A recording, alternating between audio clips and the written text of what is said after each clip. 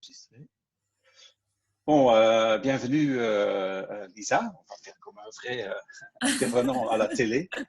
Euh, J'étais invité pour parler de la production de masques bon, disons, hygiéniques pour lutter contre les infections de corona. Peut-être tu peux m'en parler un peu pour dire ce Alors, qui en s'est fait, passé? déjà, c'est pas des masques pour lutter contre le coronavirus. C'est pas tellement ça. En fait, les masques en tissu, moi, je suis pas du tout spécialiste, mais de ce que j'ai lu, de ce qu'on m'a apporté comme témoignage, les masques en tissu sont pas efficaces contre le coronavirus. Le problème, c'est que comme il y a peu de masques en ce moment, les personnes qui m'en demandent, par exemple les ambulances du Val-de-Saône, en fait, comme ils n'ont pas encore eu de cas détectés de coronavirus ou suspectés, ils utilisent des masques en tissu en attendant pour mettre de côté les stocks de masques efficaces qu'ils ont, mais pour ne pas les utiliser à mauvais escient avant, quoi. Donc du coup, c'est plutôt pour ça, en fait. C'est pour avant, en attendant que les bons masques arrivent, mais ce n'est pas tellement pour les personnes qui présenteraient des cas de coronavirus. Bien sûr, oui. J'ai Mais bien ça, il faut le compris que préciser parce que tout le monde dit oui, mais ça ne sert à rien, le masque, il n'est pas efficace contre le coronavirus, mais ce n'est pas pour ça, en fait, au départ. hmm, C'est plutôt pour pallier au manque et faire des réserves sur les bons masques pour plus tard, quoi. d'accord. Parce que bien sûr, ces masques ne sont pas spécialement faits pour être utilisés dans un hôpital où il y a des gens, des cas de coronavirus, c'est pour Non. traiter ces gens, ces patients. Mais Oui, c'est sûr, mais ça peut aider quand même pour arrêter l'infection, par exemple, dans un supermarché, quand on travaille dans le supermarché. Et ça oui, fait quand même une ouais. petite barrière, non? Alors, encore faut-il bien l'utiliser parce qu'il y a beaucoup de gens qui vont prendre le masque et qui vont par exemple l'enlever par devant. Un masque, ça s'enlève juste par les élastiques qui sont derrière et du coup, à partir du moment où on le met, on le laisse comme ça pendant 3 ou 4 heures et on l'enlève juste après. Mais on n'est pas en train de le triturer toute la Mhm. journée comme ça. Tout le monde n'a pas l'habitude de porter des masques. C'est compliqué de prendre cette habitude comme ça et de bien le faire. Du coup, les gens à qui on les donne et où il y a des demandes, c'est aussi des gens qui sont habitués dans leur travail normalement à porter des masques. D'accord. Je ne sais pas si les caissières à Auchan en font usage. Elles étaient contentes d'en avoir. Je ne sais pas si elles les utilisent correctement. Ça peut être dangereux d'utiliser mal un masque parce que du coup, si on le prend avec les mains par devant, en fait, si nos mains Mhm. ont touché quelque chose, on va l'infecter, quoi. Oui. Alors, Il faut même un parce que dosage. j'ai lu aussi quelque part que quand on porte un masque, ça évite qu'on se touche la bouche et le Oui, nez. oui, oui. Et ça veut dire que déjà, s'il y a deux points d'entrée dans la figure qui sont fermés, et ça veut dire que quand les mains ils sont infectées, on a moins de risques de s'auto-infecter. Oui, ça c'est sûr aussi. Oui. Mm.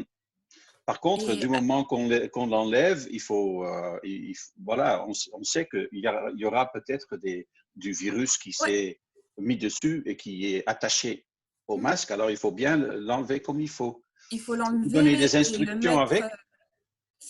Oui, du coup, alors en fait, tout ça, au départ, c'est parti d'un papier qui a circulé sur les réseaux sociaux qui vient du CHU de Grenoble. En fait, le CHU de Grenoble a fait un appel à la fabrication de masques, mais le CHU, quand il les reçoit, ils ont un procédé de décontamination qu'ils ont dans un hôpital, mais qu'on n'a pas ici.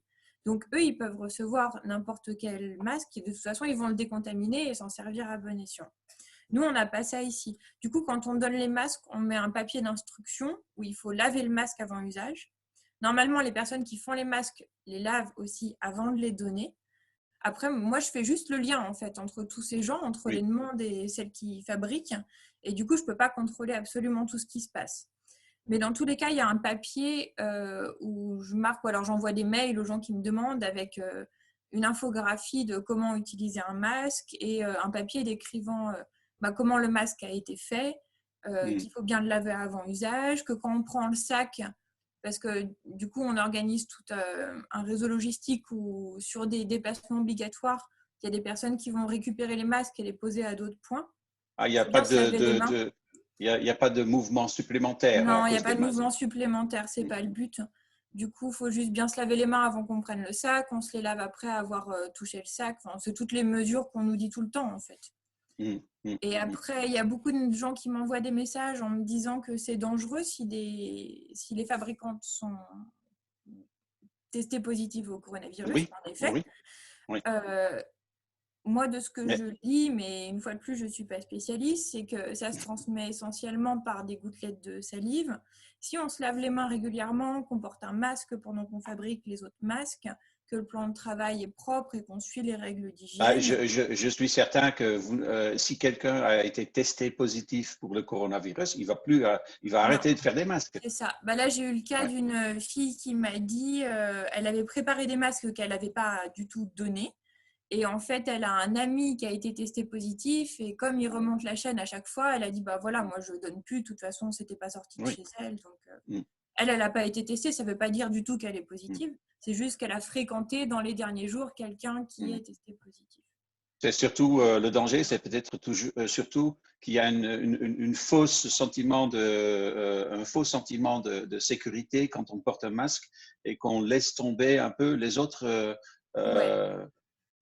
Qu'on se dit, oh, mais j'ai un masque, j'ai plus besoin de me laver les mains, ou je peux sortir, je peux parler plus proche d'une autre personne, Ouais. des choses comme ça peut-être. Mais alors, comme c'est des. Alors, les gens qui nous demandent, du coup, il y a les ambulances du Val-de-Saône. Enfin, après, je ne sais pas si j'ai le droit de tous les dire parce qu'il y a des gens qui nous les demandent en interne parce que leurs Mm, responsables d'équipe ne veulent pas prendre la position de dire qu'ils ont donné des masques à leur équipe parce qu'ils ne veulent pas oui, se. C'est normal la aussi. responsabilité, oui. Ils veulent pas se responsabiliser par rapport à ça. Donc, je ne vais pas vous dire qui il y a exactement, mais c'est des gens qui sont habitués à travailler dans la santé, qui ne sont pas dans des hôpitaux, mais qui s'occupent de personnes âgées, par exemple, dans des structures comme ça. Donc, qui sont quand même habitués à avoir des gestes sanitaires tous les jours dans leur travail depuis longtemps, quoi. Donc, je D'accord. fais confiance à ça aussi. Et après, de toute façon, on ne peut pas contrôler. Moi, j'ai lu beaucoup de choses contradictoires. À un moment, j'ai voulu arrêter parce qu'on m'a Oui, envoyé trop de messages en me disant que c'était une fausse bonne idée.